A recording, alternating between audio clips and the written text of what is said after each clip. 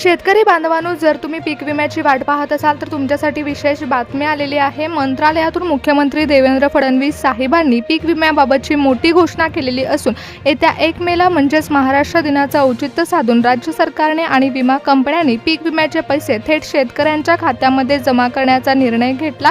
15 बँकांमध्ये पीक विमा सोडण्याच्या निर्णयावरती शिक्कामोर्तब झाला असून कृषी मंत्र्यांनी कोणत्या विशिष्ट जिल्ह्यांसाठी ही घोषणा केली आहे हे देखील आपण आजच्या व्हिडिओमध्ये पाहणार आहोत। जर तुम्ही ही प्रोसेस समजून घेतली नाही तर कदाचित तुमचे पैसे अडकू शकतात, कारण 1 मे दिवशी या पैशाचं वितरण होत असताना सरकार यामध्ये नवीन पद्धत वापरत आहे। त्यामुळे गेल्या अनेक दिवसापासून ज्या पीक विम्याची प्रतीक्षा तुम्ही करत होता तो पीक विमा अखेर तुमच्या खात्यामध्ये वर्ग होणार असून कृषी मंत्र्यांनी पीक विमा वाटपाबाबतचा हिरवा कंदील दिला आहे। मंत्रालयातून आलेल्या अधिकृत माहितीनुसार पीक विमा कंपन्यांना मुख्यमंत्र्यांनी कडक निर्देश दिले आहेत। शेतकरी बांधवांनो, कोणत्याही गैरव्यवहाराशिवाय तुमच्या बँक खात्यामध्ये पीक विम्याची रक्कम ही वितरित केली जाणार आहे। शेतकरी बांधवांनो, म्हणूनच नुकतंच पंतप्रधान पीक विमा योजनेतून केंद्र सरकारने महाराष्ट्राच्या हिस्साचा निधी हा राज्य सरकारकडे सुपूर्द केला। निधी आता बँकेच्या सिस्टीमद्वारे शेतकऱ्यांकडे पाठवला जाईल। हेक्टरी किमान 15,000 ते 27,000 रुपयापर्यंतची मदत मिळू शकते आणि यासाठीच निधी पाठवण्यात आला आहे। कोणत्याही मध्यस्थाशिवाय थेट डीबीटीद्वारे हे पैसे तुमच्या बँक खात्यामध्ये जमा होणार आहेत। त्यामुळे कोणत्या शेतकऱ्याला किती रक्कम मिळणार याची देखील सविस्तर माहिती आपण आजच्या व्हिडिओमध्ये घेणार आहोत। कारण शेतकरी बांधवांनो, ही केवळ एक साधी घोषणा नाहीये, तर महाराष्ट्राच्या बळीराजासाठी एक मोठा आधार आहे। सूत्रांकडून मिळालेल्या माहितीनुसार राज्य सरकार आणि केंद्र सरकार मिळून 2,500 कोटी रुपयाचा निधी हा पीक विमा वाटपासाठी मंजूर करण्यात आला। यावेळी हा हंगामाचा विमा नाही, तर गेल्या काही महिन्यापासून रखडलेल्या तांत्रिक कारणामुळे अडकलेला निधी देखील यामध्ये समाविष्ट करण्यात आला आहे। कृषी मंत्र्यांनी मंत्रालयातील उच्चस्तरीय बैठकीमध्ये निर्देश दिले आहेत की एका शुभ मुहूर्तावरती निधी थेट एका सर्व्हरमधून शेतकऱ्याच्या वैयक्तिक खात्यामध्ये वितरित करण्याचा निर्णय आम्ही घेत आहोत आणि यासाठी महाराष्ट्र दिनाचा मुहूर्त ठरवण्यात आला आणि मोठा आकडा हा ग्रामीण अर्थव्यवस्थेला एक मोठी उभारी देखील देऊ शकतो। नमो शेतकरी योजनेचा हप्ता असू दे किंवा पंतप्रधान पीक विमा योजनेचा हप्ता असू दे, यामध्ये केंद्र सरकारकडून शेतकऱ्यांना निधी मिळतोच, त्यामुळे महाराष्ट्र सरकारला देखील आता आर्थिक सहाय्य मिळत आहे। केंद्र सरकारने देखील आता यामध्ये थेट निधी पाठवलाय। त्यामुळे पंतप्रधानांकडून दिल्लीच्या NPCI सर्व्हरमधून राज्याच्या कृषी विभागामार्फत 15 बँकांच्या मुख्य शाखांकडे निधी वर्ग करण्यात आला। ही प्रक्रिया पारदर्शक आहे आणि डिजिटल पद्धतीने तुमच्या बँक खात्यामध्ये पैसे क्रेडिट होणार आहेत। शेतकरी बांधवांनो, महाराष्ट्रातील 15 जिल्ह्यांमध्ये सर्वात पहिल्यांदा हेक्टरी पीक विम्याचे पैसे जमा केले जाणार आहेत। 15,000 पासून 27,000 रुपयापर्यंत पीक विम्याच्या पैशाचं वितरण होणार आहे। जर तुम्ही सोयाबीन, कापूस, तूर या पिकांचा विमा घेतला असेल तर तुमच्या पिकांच्या प्रकारानुसार आणि विमा कंपन्यांच्या उत्पादन मर्यादेनुसार तुमच्या खात्यामध्ये रक्कम वितरित केली जाणार आहे। काही शेतकऱ्यांच्या खात्यामध्ये 50,000 रुपयाची रक्कम देखील जमा होण्याचे संकेत मिळत आहेत। त्यामुळे 1 मेला तुमच्या बँक खात्यामध्ये सरकार एक मोठी रक्कम वर्ग करणार आहे। म्हणजेच आता पेमेंट तुमच्या खात्यामध्ये जमा होणार असून ज्या 15 बँकांमध्ये सर्व्हर चांगले आहेत अशा बँकांची निवड सरकारने केली आहे। यामध्ये केवळ राष्ट्रीयकृत बँकाच नाही तर जिल्हा मध्यवर्ती बँकांचाही समावेश करण्यात आला।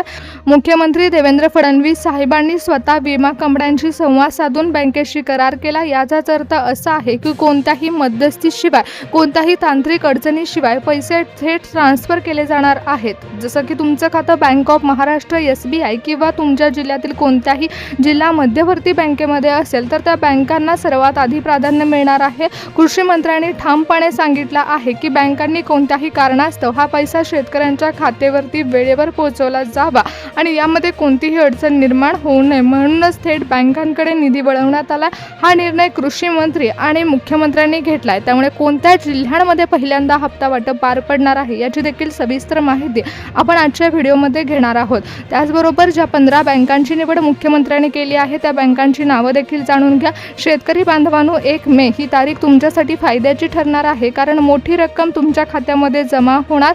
महाराष्ट्रातील शेतकऱ्यांसाठी हा दिवस आनंदाचा ठरणार आहे। तुमचं खातं जर bank of Maharashtra, state bank of India, central bank अथवा HDFC बँकेमध्ये असेल तर तुम्हाला 1 मेच्या संध्याकाळपर्यंत मेसेज येऊ शकतो।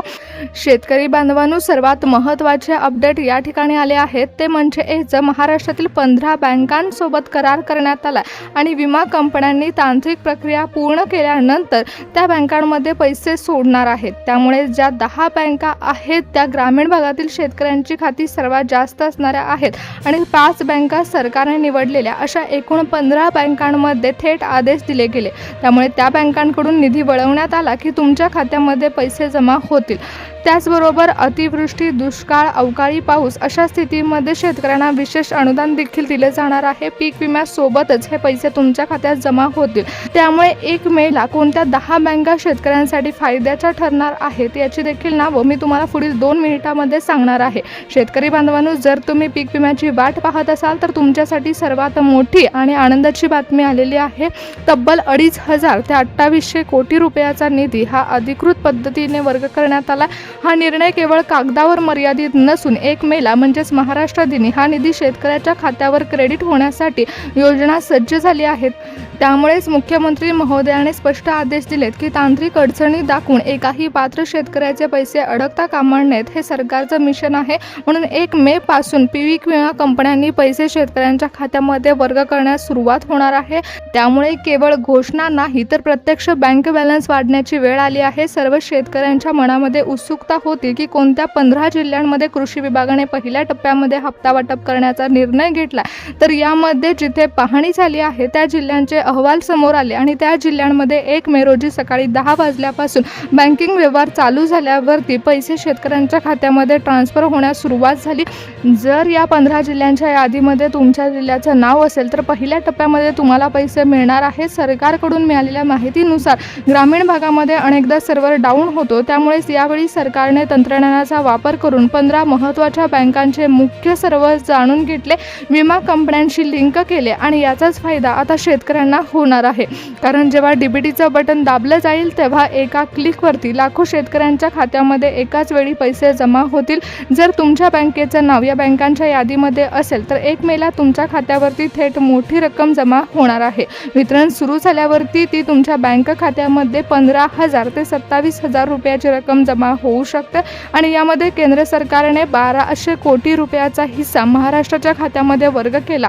मुख्यमंत्री आणि कृषी मंत्र्यांच्या सूचनेनुसार आता थेट तुमच्या खात्याकडे पैसे वळवण्यात येतील। शेतकरी बांधवांनो, जिल्ह्यांची निवड झाली असून यामध्ये प्रामुख्याने छत्रपती संभाजीनगर, जालना, बीड, धाराशिव, लातूर, मराठवाड्यातील 5 जिल्ह्यांचा समावेश आहे। तसेच विदर्भातील बुलढाणा, अकोला, वाशिम, अमरावती, यवतमाळ जिल्ह्यांमध्ये कापूस, सोयाबीन उत्पादकांना मोठा दिलासा मिळणार आहे।